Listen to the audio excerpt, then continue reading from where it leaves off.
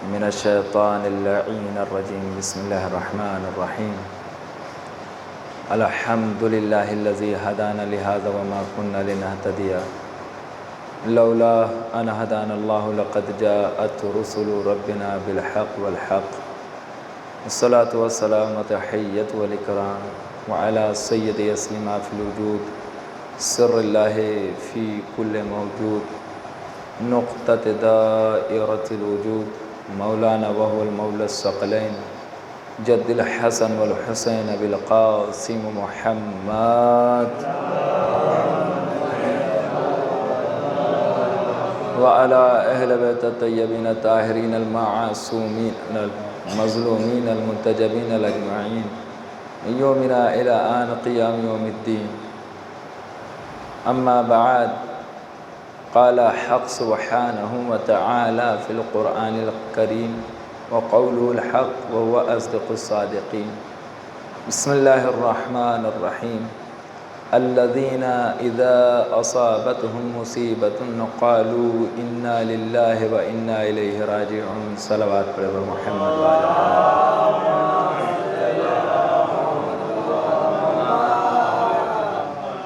معزز سامعین،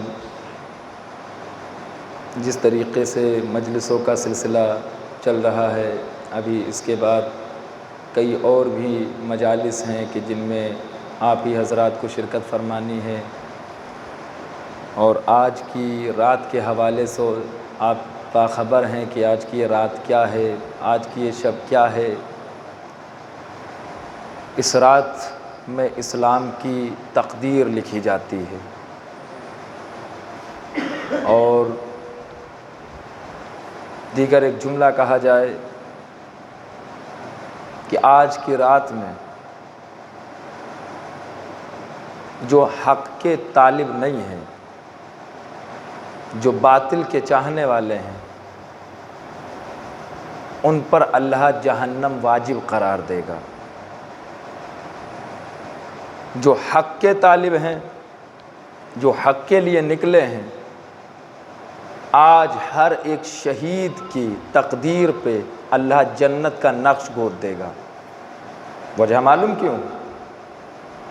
کیونکہ حسین نے ہر طرح سے اپنے لشکر کو آزمایا تاکہ کوئی یہ نہ کہہ سکے.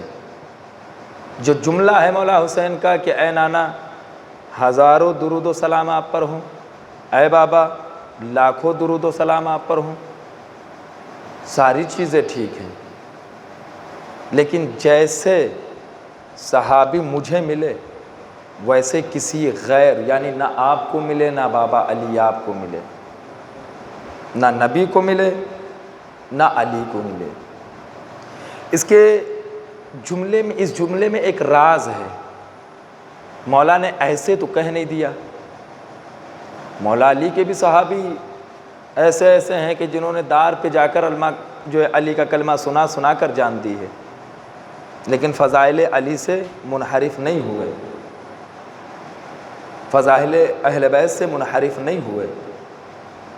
تو کوئی تو ایسی وجہ رہی ہوگی. اب اگر ہم رسول کے صحابیوں پہ نظر ڈالتے ہیں تو جناب اویس قرنی کسی غیر کے صحابی نہیں تھے، جناب رسول کے صحابی تھے. جناب عمار بن یاسر کوئی اور نہیں بلکہ ایک نبی اکرم کے صحابی تھے. بہت شہداء پائے جاتے ہیں. بھئی جناب حمزہ کی طرف اگر رخ کرتے ہیں تو جناب حمزہ خود شہید ہیں. جناب جعفر طیار کی طرف اگر رخ کرتے ہیں تو خود جناب جعفر طیار ایک شہید ہیں. اگر جناب حنظلہ کی طرف دیکھتے ہیں تو غسیل الملائکہ نظر آتے ہیں.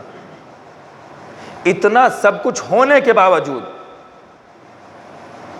کوئی تو کوالٹی پائی جاتی ہے حسین کے اصحاب میں کہ حسین نے اپنے جملے میں کہا نانا نہ آپ کو صحابی ملے، بابا نہ آپ کو صحابی ملے، جیسے مجھے صحابی ملے. تاریخ صحابیت پر نہیں فخر کرتی ہے، تاریخ فخر کرتی ہے صحابیت کے اس پہلو پر کہ جب ہم نے تمام جنگوں کو دیکھا تو کوئی بھاگتا نظر آیا، کوئی دوڑتا نظر آیا. لیکن اب آج کی جو شب ہے اس شب میں حسین نے جب عباس کو بلایا کہ بھائی عباس ادھر آؤ، اور ذرا یہ جو چراغ روشن ہے نا ان کو ایک مرتبہ غل کرو، چراغ غل کر دو تاکہ میں دیکھ لوں اگر میرے لشکر میں سے کوئی بندہ ایسا ہے کہ جو نظروں میں نظریں ڈال کے نہیں جانا چاہتا ہے تو چراغ غل کر دو، میری نظر اس پہ نہ پڑنے پائے، پھر وہ چلا جائے۔ چراغ غل کر دیے گئے، کچھ لمحے فکریہ کے لیے، کچھ وقت کے لیے چراغ غل رہے، پھر اس کے بعد حکم مولا ہوا عباس پھر سے چراغ جلاؤ۔ روایت کہتی ہے کہ جب دوبارہ میں چراغ روشن کیے گئے تو جتنے سر تھے اتنے سر نظر آئے۔ یہ ہے صحابی حسین، نہ کوئی گیا نہ کسی نے فرار کی۔ وجہ معلوم کیا ہے؟ اگر حسین نے کوئی جملہ کہا ہوتا آنے سے پہلے، اگر میرے آقا نے یہ کہا ہوتا کہ جھوٹی نعمات کی تسلی کے لیے کہا ہوتا کہ چلیے ہم آپ کو مال و متاع سے نوازیں گے اور جو آخری رات ہوگی اس میں تمام دنیا کی نعمت اور دنیا کی دولت ہم تمہیں دے دیں گے، حسین نے کوئی ایسا وعدہ ہی نہیں کیا جو وفا نہ کر سکیں۔ حسین نے جب لشکر تیار کیا تو اس وقت ہی بتا دیا تھا کہ میرے ساتھ وہ آئے جو اپنی جان دینا چاہتا ہے، میرے ساتھ جانے کے ساتھ دنیا میں کچھ ملے گا نہیں، جو ملے گا وہ آخرت میں ملے گا۔ اگر آخرت میں لینا ہے تو حسین کے ساتھ آئیے، دنیا میں اگر چاہیے تو پھر یہیں رہیے، حسین کے ساتھ آئیں گے جان قربان ہو جائے گی۔ میرے آقا نے کوئی دھوکہ نہیں دیا، بلکہ جو بات تھی، جو جملہ تھا وہ جملہ پرفیکٹ ویسے ہوا۔ مولا نے کہا آپ پریشان نہ ہو، میرے ساتھ آئیے اور چلیے، اگر جام شہادت نوش کرنا چاہتے ہیں آپ کو اجازت ہے، ہمارے ساتھ ہو جائیے۔ مکے سے جب روانہ ہوتے ہیں، مدینے سے مکے آئے، مکے سے روانہ ہوئے تو آپ بتائیں اس دور میں کیا 2,500-3 ہزار بھی صحابہ نہیں تھے؟ روایت کہتی ہے ابھی رسول کا گزر کتنے زمانے پہلے ہوا؟ سن 11 ہجری میں سرکار دو عالم دنیا سے رخصت ہوئے، سن 61 ہجری کا یہ واقعہ ہے، 50-52 سال کا فرق ہے صرف۔ تو کیا اس 50 یا 52 سال کے فرق میں اتنے صحابہ ختم ہو گئے کہ صرف 72 ہی حسین کے ساتھ پہنچ پائے؟ اس تاریخ میں، اس کے پہلو میں، ان سالوں میں اگر دیکھیں تو آپ کو پتہ چلے گا آخرکار کیا وجہ تھی۔ رسول نے جو آخری حج کیا اس حج میں 1.25 لاکھ حاجی تھے۔ 1.25 لاکھ سمجھتے ہیں؟ 1,25,000 سمجھ رہے ہیں؟ 1,25,000 صحابی تھے آخری حج میں۔ ہم کہتے ہیں 1 لاکھ مر گئے 50-52 سال کے اندر، 25,000 تو بچے تھے۔ 25,000 میں سے ہم مان لیتے ہیں 1,20,000 مر گئے، 5,000 تو بچے تھے۔ 5,000 میں سے ہم سوچ لیتے ہیں کہ 4,000 بھی چلے گئے، 1,000 تو بچے تھے۔ 1,000 میں سے ہم مان لیتے ہیں ایک لمحے کے لیے 500 ختم ہو گئے، 500 تو بچے۔ اب ان 500 میں سے اگر ہم یہ بھی سوچ لیں کہ بھائی 400 ختم ہو گئے، 100 تو بچے، لیکن جب ہم نے حسین کے قافلے میں دیکھا تو 72 نظر آئے جن میں سے جو ہے صحابی رسول کی کوئی اولاد ہی نہیں تھی۔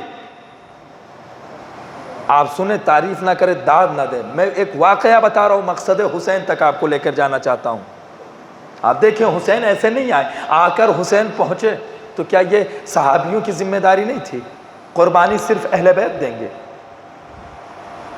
آ گیا نا وہ قافلہ جو مکہ معظمہ مدینہ منورہ سے ہوتے ہوئے آ کر کربلا کی زمین پہ پہنچا تھا۔ اس کربلا کی زمین جس کا نام ایک زمانے میں ماریا تھا، اس زمین پہ جسے زمین نینوا پکارا جاتا تھا، یہ سارے نام نینوا اور میں نے اس سے پہلے جو نام لیا یہ سارے نام تھے اس زمین کے، لیکن کربلا اس کا نام رکھا گیا تھا۔ وہ کربلا کی مصداق تب ہوئی ہے جب حسین نے وہاں قدم رکھا۔ جب حسین نے زمین کو خرید لیا تو بتا دیا، لوگوں نے پوچھا کہ مولا یہ زمین جو ہے اس کا کیا نام ہے؟ مولا نے ارشاد فرمایا کربلا۔ کرب معلوم کسے کہتے ہیں؟ کرب کہتے ہیں امتحان گاہ کو، بلا کہتے ہیں مصیبت کو، تکلیف اور امتحان والی جگہ، یہ ہے کربلا کا ترجمہ۔ جہاں پر تکلیف ہو، جہاں پر تکلیف میں صبر ہو، جہاں پر حکم خداوند کی اطاعت اس قدر کی جائے کہ اگر اللہ کہہ دے حسین نیام میں تلوار اب تمہیں ڈالنی ہے تو حسین نیام میں تلوار ڈال لیں۔ یہ کربلا اور کوئی زمین نہیں ہے۔ آج کی جو رات ہے، جو شب ہے، مولا نے جب چراغ گل کروائے تو اس کے بعد کہا کہ اب ذرا خیموں کا معائنہ کرتے ہیں، کیا باتیں خیموں میں ہو رہی ہیں۔ جان قربان ہو جائے، خیموں کا جب معائنہ کرنے کے لیے نکلے تو روایت کہتی ہے کہ مولا سب سے پہلے جناب عباس کے خیمے کے قریب پہنچے۔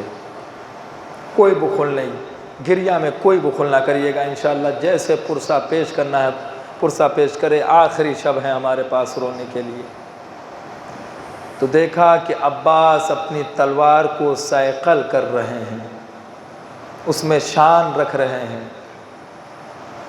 کسی میں جرأت ہے کہ میرے مولا پر تلوار اٹھائے، خنجر اٹھائے؟ عباسی فقرہ بار بار کہہ رہے ہیں۔ روایت کہتی ہے پھر دوسرے خیمے کے قریب حسین بڑھے تو وہاں پر دیکھا کہ کڑیل جوان ہے جو اپنی اماں سے کہہ رہا ہے اماں بابا سے کہیے گا کل سب سے پہلے مجھے اجازت دیں تاکہ میں دشمنوں کو بتا دوں میں کس کا بیٹا ہوں۔ تیسرے خیمے کے قریب جب حسین پہنچے تو وہاں پر کیا دیکھا؟ دو کمسن بچے ہیں، میری جان قربان ہو جائے۔ ایک ماں ہے جو سر پہ ابھی چادر رکھے ہوئے ہے اور ایک تلقین دے رہی ہے، بیٹا کل کے دن میں تمہیں دولہا بناؤں گی، کل کے دن تم نیا لباس زیب تن کر لینا۔ اے میرے لال، اے میرے شیر، پانی کا کوئی سوال نہ کرنا، ایک کام کرنا، تمہیں اپنے نانا پہ جان دینی، اپنے ماموں پہ جان دینی ہے، اپنے دادا کا نام روشن کرنا، اپنے نانا کا نام روشن کرنا۔ یہ جملہ کہہ رہے ہیں، یہ کون بی بی ہے؟ آخر کار یہ کیوں اپنے بچوں کو یہ تلقین دے رہی ہے؟ یہ کوئی اور بی بی نہیں ہے، یہ ہمشیر حسین ہے جو کہہ رہی ہے کہ اپنے ماموں پہ جان قربان کر دینا۔ لیکن ہائے غربت حسین کہ ایک خیمے کے قریب پہنچے تو وہاں کیا دیکھا کہ ایک کمسن بچی ہے جو کہہ رہی ہے اپنی ماں سے اے اماں یہ سب خیموں میں یہ باتیں کیوں کیے جا رہے ہیں؟ سب خیریت تو ہے، یہ رات میں راز و نیاز کی باتیں کیوں ہو رہی ہیں؟ اے اماں ابھی میں نے دیکھا بابا نے تمام اصحاب کو اپنے خیمے میں جمع کیا، اماں کون سی باتیں ہو رہی ہیں؟ سکینہ یہ مت پوچھو، تم کل سمجھ جاؤ گی۔ ہاں جب کل آئی تو قیامت لے کر آئی۔ کیا ہوا؟ ایک کے بعد ایک جنگ کے میدان میں جا رہا ہے لیکن واپس نہیں آ رہا ہے۔ واپس جب آتا ہے تو لاشا آتا ہے، میت آتی ہے۔ سکینہ نے کہا کہ امو پانی درکار ہے لیکن پانی لینے جائیے گا خود پانی لے کر آئیے گا۔ شاید اسی لیے عباس نے کہا کہ جب پانی نہ پہنچا تو عباس بھی نہیں پہنچے گا۔ اجرکم اللہ، خدا کوئی غم نہ دے سوائے غم اہل بیت کے۔ اماں بابا کون سی باتیں کر رہے ہیں؟ اپنے اصحاب کو سمجھا رہے ہیں، کبھی چراغ روشن کرتے ہیں، کبھی چراغ غل کرتے ہیں، یہ کیا دستور ہے؟ اے اماں ہمیں بتائیے۔ ایک مقام پر دیکھا کہ حسین تنہائی میں کھڑے ہوئے ہیں اور اللہ سے باتیں کر رہے ہیں، خدایا کل تو میرا کنبہ لٹ جائے گا، میرا قافلہ لٹ جائے گا۔ بالکل حسین اس طریقے سے آسمان کی طرف دیکھ رہے ہیں جیسے شب ضربت علی آسمان کی طرف دیکھ کر ایک جملہ کہتے تھے، یہ رات کب اس مقام پر آئے گی کہ میں جب شہادت کا جام نوش کروں۔ ارے ایک طرف بھائی آسمان کی طرف نظریں جما کر یہ جملہ کہہ رہا ہے، ایک طرف مصلی بچھا کر زینب یہ دعا کر رہی ہے، اے خدایا اس رات کو اتنا طولانیت عطا کر دے کہ یہ رات گھٹنے نہ پائے۔ اجرکم اللہ، خدایا اس رات کو اتنا طویل کر دے کہ یہ رات گھٹنے نہ پائے۔ ارے یہ رات اگر دن میں بدل گئی تو میرا ماجایا قربان ہو جائے گا۔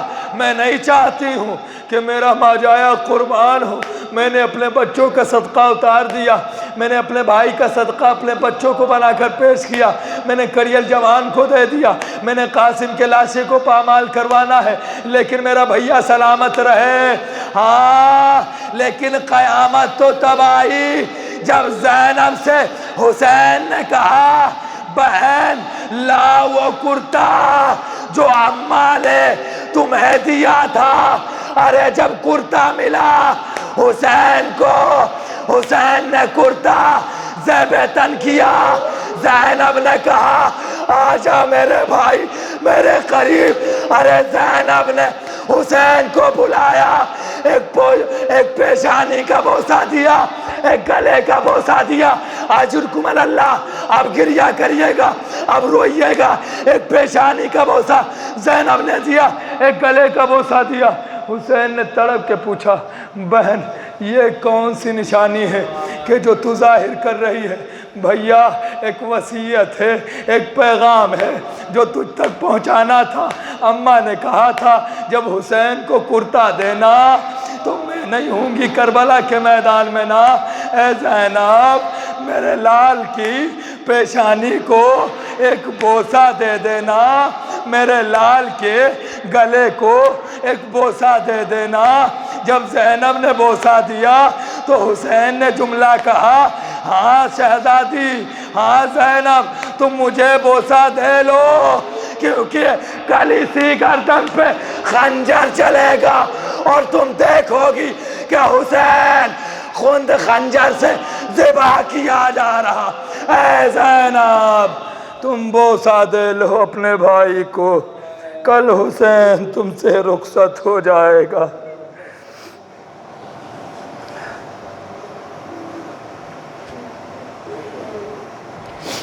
اجرکم اللہ، رضا قضائی و تسلیم لامری، انا للہ و انا الیہ راجعون۔